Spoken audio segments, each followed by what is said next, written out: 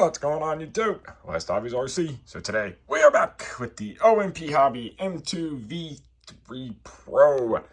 So we have everything out on the table that we need. We need our V-Bar Neo Mini receiver. This is just a receiver, not an FBL unit. And we need our OMP Hobby lead. This is going to go into the SFHSS adapter. So there's the part number right there. We're going to crimp a servo lead onto this end. That is going to plug in to auxiliary 1 on our V-Bar Neo Mini. So let's get this thing started. Let's get the canopy pulled off this thing, get the receiver out of the package. This is the part number of the receiver that we are using right now. They don't have the minis in stock, so you can take this out of the case, but I think we don't have to take this out of the case because we have plenty of clearance up there. So let's get the canopy off, let's get everything out of the bag, and let's get started. So the first thing we are going to do is take our lead and we are going to crimp on new servo lead. So we are going to take this out of the case. The one thing I did want to touch on is auxiliary 1 is the port that we want on this Neo. Also, the top pin, this top pin's up here, that is your ground. So the top pins is going to be, it's going to be ground, positive in the center, signal on the bottom. So it's backwards compared to a regular Evo. Now we're going to take our crimpers, super simple to do, and we're going to pull our crimpers into here, just like this, pull it tight, crimp it twice to holds the connector. We're going to start with our negative. So we're going to get that guy fed through here. We're going to look at it on the other side. It looks right there. And we are going to crimp. Okay, one done. Now we're going to set that guy aside and we're going to do the same on the other two. Now that we got our end all crimped on, you can see it done. Negative on the bottom, positive in the center, signal on the top. So that is going to plug in, again, to auxiliary 1 like this. So third pin in, it'll be plugged in upside down. So again, negative on the top, positive in the center, signal on the bottom. So now what we're going to do is we are going to take it out of the case. I'm going to take a little, you can use a little flathead, little fine point. We're just going to push these little tabs in just like this. And this case will lift up, little tabs on each side. We're going to do the same on this side. Push these little tabs in, get that one to pop, that one to pop, and it will lift up. And once you get them to lift, then we can work this case up. Use your fingernail underneath of it, and we get it to lift, and there we go. So we ended up breaking a tab on the case, but we're not using this case, so it doesn't matter. Now what we're going to do is we are going to peel this guy back, and we are going to slide the receiver up gently. So we're going to just gently pry it up, pushing it out, and we're just going to work this guy out until it walks itself out. You don't want to use a lot of pressure. Make sure that tab is not holding it anywhere, which it's not. Okay, and then we want to pop this little antenna holder out of it. There we go. And now we can just slowly grab the corners of the case and work it out of its holder. And once you get it to release, it will come out. You just have to kind of work, and it will pop out the other end. Make sure that tab is not holding it. It was. And then we just want to keep on working. There we go. It is out. So now it is out of the case. Now we can take this little guy off here because we no longer need that. We no longer need the case. But what we do need to do is make sure that we are going in the right pin out direction. So make sure these little black things are down. So this goes on it this way, like that. So we know that we need auxiliary 1, which again is this third pin, and we need negative to be up. So that is how we're going to keep it. So we'll leave that guy plugged in. And then now we are going to take a piece of heat shrink, and we are going to heat shrink this, and then we will secure this guy to the top of here. So let's get this heat shrunk. We got it heat shrunk down. I just used a piece of 2-inch heat shrink because it was either too big or too small, and it actually shrank down around it. I only had black. If you have clear, that'll work too. So we're going to mount our receiver pretty much like this. We're going to go antennas forward.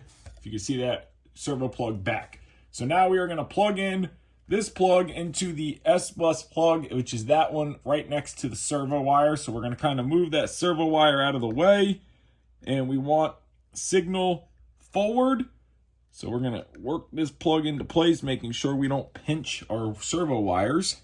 Plugged all the way in, it should sit all the way down. Now we're gonna peel our double-sided tape, get that guy stuck down, and we're gonna kind of want the servo lead to touch that servo almost. Just set it down just like that.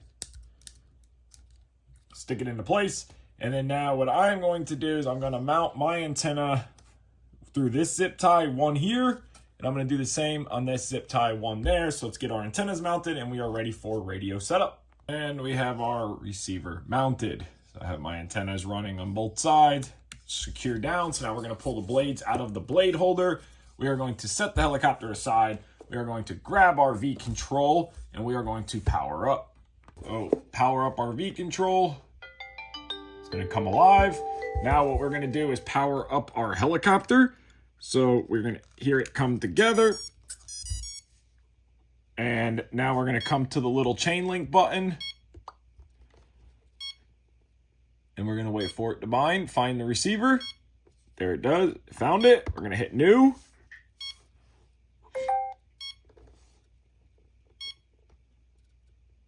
It's gonna come up and it's gonna ask us, create a new model setup. We're gonna come over here to the OMP M2 Evo MKS OS3. So we're gonna select that. It's gonna send the data. And that's gonna create the model file for the radio so you don't have to do nothing else. So once it sends all the data, and then we can go through, make sure everything works. I do recommend taking your blades off. And we know that this switch on the top now from doing the S2 is the switch for the auto level. Still don't understand why it beeps when it's in auto level, but it does. So let's get the helicopter away from the radio so I can finish its setup. So we're gonna let it finish sending data and then we'll be back. Okay, it is done sending data. You can read through all of this. It just goes through everything. We're gonna exit out. Okay, so super important. If your M2 V3 is beeping like mine, it just beeps. It's connected, but it's beeping. Our radio is alive. Now, you need to plug in your Bluetooth module. You need to download the OMP Hobby app. We downloaded it. We're gonna connect device. We're gonna select M2 V3 Pro.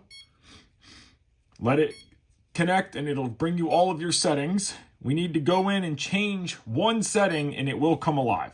So we're gonna come down to mechanical settings. We're gonna come down to where it says S-Bus range. We wanna select Futaba. You'll hear the beeping stop. And now the helicopter is alive. We move stick, we got pitch, we got everything. So now that is super important. And then what we're gonna do is click save. So it reset, everything is still good. Now we are gonna exit out. We are done. Now we can unplug our helicopter and plug it back in. And we are ready to finish our setup. We're gonna go over some of the setup in the radio. So everything is done, everything is working. You can see we have almost 6 volts, OMP Hobby. Now we're gonna change this just to say V3. So that is done. Now, what I wanna go over is in the macro cells. So we're gonna come down here to model setup. We're gonna come down to macro cell setup. We're gonna go to edit macro cells, okay? So in macro cells is already pre-done. Your aileron, everything is done. The only thing I wanna go over is 18, 19, and 20. This is your collective, bank 1, bank 2, bank 3. So if you select this and you come here, you can actually change your curve. So if you wanna take some pitch out, make maybe your bank 1 a little less sensitive, you can do that. And you can do that between bank 1, bank 2, and bank 3. You can change your curve. Great. You can also change the points of the curve. So you can add it, instead of it being a 5 point, you can make it a 6, 7 point. The other thing I want to go over is the actual ESC RPM. So if you come down here to macrocell 23, this is how we change head speeds. So you select that, you will see bank 1 plus 2, so 70, 80, and 90. Don't worry about 4, that's not used. So if you need to lower your head speed, so you would click this for bank 1, drop it to 60, for example, 80, 90, however you want to do it. Fly it at the stock 70, 80, 90, and make adjustments from there. I know on the S2 Max, 70, 80, and 90 was way too much head speed, so I ended up turning it down, I think, to 30, 50, and 60. is what I use. But I'm going to try 70, 80, and 90. But if you want to adjust your head speed, this is where you do it. And you would adjust it accordingly depending on what RPM you are looking for. So we're going to leave that alone.